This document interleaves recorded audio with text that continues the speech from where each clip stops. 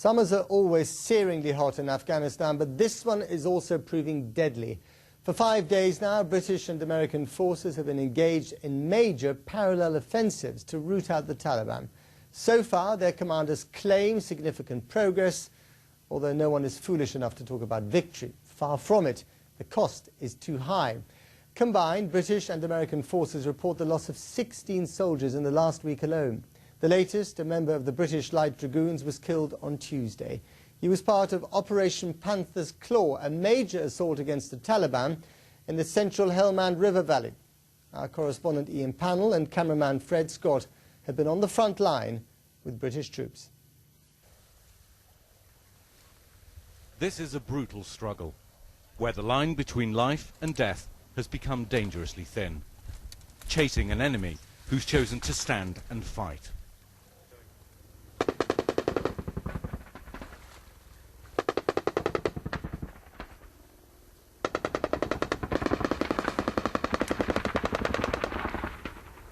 Get down! Where's that coming from? Push back, push back! Hey! Stay there, stay there, stay there. Get down, just stay low. Hey! Come on, come on. Any casualties, mate? Hey, British and Afghan soldiers slowly inch through the fields and alleys of Helmand.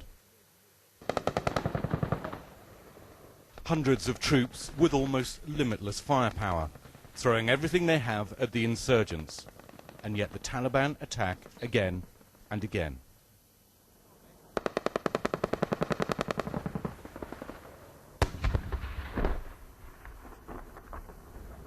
Well, in the last few minutes, British troops have again come under fire from the Taliban, and you can hear the response. This is coming from a helicopter gunship in the sky, strafing the area of the compound where they think the Taliban are.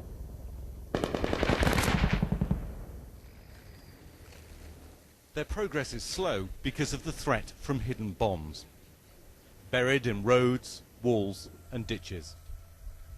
Every step must be made safe.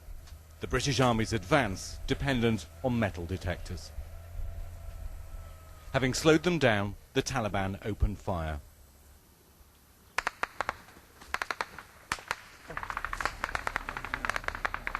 This area is riddled with insurgent bombs.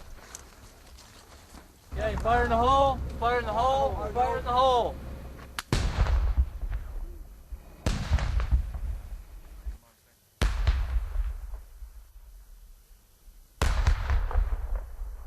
These devices are the greatest danger to British troops here, and the Taliban are laying more and more of them. Every day they must face their demons, catching brief moments of rest, knowing that tomorrow could be very different. At just 18, Martin Watson is one of the youngest. We spoke about the dangers. 2 days later, one of his best friends was killed. The first proper explosion was when, obviously, the wagon got hit, like I told you earlier on. And that was just like, I didn't know what to do. I just stood there, like, in shock. I was, like, turning around. I just didn't have a clue where I was. Until, obviously, all the things died down and I saw it. And it was just like, it was just mad. But now it's just, it happens. So you just got to get on with it, like. They just don't bother you anymore. No matter how loud they are.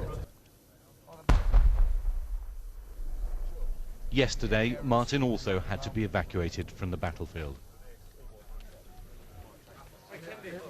6 soldiers have died in this campaign in the last week. More than 50 have been injured. Most are slight, but others have terrible wounds. It's wearing, but we're all pretty prepared for it, very well prepared for it. And for the time being, heads are high, very determined, and dare I say it, with every casualty comes an ounce or two more determination. The bond is very, very close, and people's eye is very much on getting to the end state. Hundreds have fled the fighting. In 5 days, we met just 2 families. People must be persuaded to return and back the government. It's a huge task with no guarantee of success. Today, the girls' home became a temporary camp, and one more family left. The soldiers occupy the house, but foreign troops are dangerous guests in Helmand, and the Taliban know where they are. The insurgents have ensured another bloody summer for British forces, and reinforcements have already had to be called in.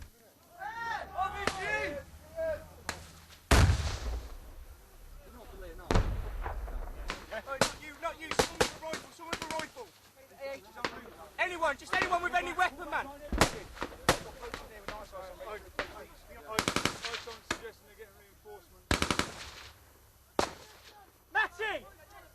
There are weeks of fighting ahead, and then Britain must try to achieve something most Afghans have never known: peace. Ian Pannell, BBC News, Helmand. Extraordinary peace. And over the border, up to 45 suspected militants have been killed by 2 US attacks in Pakistan. Unmanned drones launched a barrage of missiles on Taliban targets travelling through the South Waziristan tribal belt. Pakistani troops are also operating in the region, though the army denied signing off on the US attacks, insisting that they were hurting its campaign to enlist the help of local tribes. There was also a major bomb blast in Afghanistan today. It killed 25 people, including 13 primary school students. The blast was so huge that pieces of the vehicle carrying the explosives were found more than a mile away. The attack comes as both American and British forces are involved in major operations in Helmand province in the south. Last night we showed you dramatic images of that fight, and tonight there is word that Christopher Whiteside was the latest British casualty. Our correspondent Ian Pannell was on patrol with him and his battle group shortly before he died. This is some of the most intense fighting ever experienced by British troops in Helmand.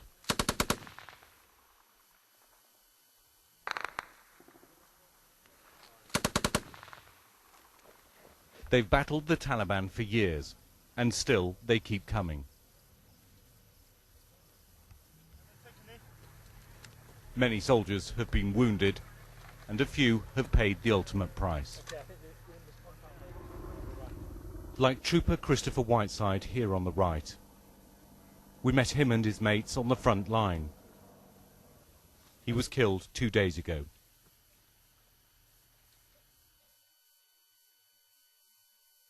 Christopher was the victim of a roadside bomb. They're the greatest danger facing UK troops here. And every soldier fears what may lie in the ground beneath.